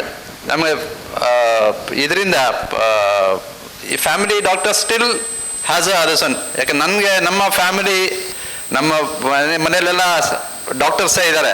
ಹಾಗಾಗಿ ನಮ್ಮ ಅಜ್ಜ ಅಂದರೆ ನಮ್ಮ ತಾಯಿ ತಂದೆ ಅವರು 40ರಲ್ಲಿ ಹೂವಿನಡಗದಲ್ಲಿ ಕ್ಲಿನಿಕ್ ಶುರು ಮಾಡಿದರು. ಅದು ಎಷ್ಟಿದೆ ನನಗೆ ಇನ್ನೂ ಸಣ್ಣವರಿದ್ದಾಗ ಪೇಷಂಟ್ಸ್ ಬರೋದು, ನಮ್ಮ ತಂದೆ ಕಾಂಪೌಂಡ್ರಿಗೆ ಹೇಳಿ ಅದೇನೋ ಒಂದು ಇದರಲ್ಲಿ ಮೆಷರ್ ಮಾಡಿ ಕೊಡೋದು. ಅದು ಯಾವುದೇ ಇದಕ್ಕೂ ಆ ಕಾಂಪೌಂಡ್ರಿಗೆ ಹೇಳಿ ಎಷ್ಟು ಕೊಡಪ್ಪ ಅಂತ. ಹಾಗೆ ಅದನ್ನು ನೋಡಿದ್ದೀನಿ ನಾನು. ಅದನ್ನು ಸ್ಟಾರ್ಟ್ ಆಗಿದ್ದು ನಮ್ಮ ತಾಯಿ ಅಣ್ಣ, ಅವರ ಮಗ, ಅವ್ರು ಕಂಟಿನ್ಯೂ ಮಾಡ್ಕೊಂಡು ಬಂದಿದ್ದಾರೆ ಮನೆಯಲ್ಲಿ. ಇವರು ಬೇಕೇ ಬೇಕು ನಮ್ಗೆ, ಏನೇ ರಿಸನ್ ವಿ ಕಾಲ್ ದೆಮ್. ಆಮೇಲೆ ಇನ್ನೊಬ್ಬರು ನಮ್ಮ ಶಿವಮೊಗ್ಗದಲ್ಲಿ ನನ್ನ ಅತ್ತೆ ಮಗ ರಾಜೀವ್ ಪಾಂಡ್ರಂಗಿ ಅಂತ, ಈಸ್ ಅ ಯೂರಾಲಜಿಸ್ಟ್.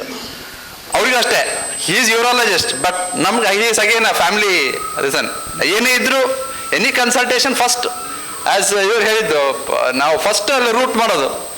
ಅಲ್ಲಿ ಇದಾದರೆ ಅವರು ಅಪ್ರೂವ್ ಮಾಡಬೇಕು ಫಸ್ಟ್ ನಮಗೆ. ಅವರು ಅಪ್ರೂವ್ ಮಾಡಿದರೆ ನಮಗಿದು. ಹಾಗಾಗಿ ನನ್ನ ತಂದೆನೂ ಸಹಿತ ಹಾಗೆ. ನಾವು ಹುಬ್ಳಿಯಲ್ಲಿ ನಾನು ಹುಟ್ಟಿ ಬೆಳೆದದ್ದು. ಹಾಗಾಗಿ ಅವರಿಗೆ ಒಂದು ಸೆಟ್ ಆಫ್ ಡಾಕ್ಟರ್ಸ್ ಇದ್ದರು, ಅವ್ರ ಥ್ರೂ ಬರೋದು.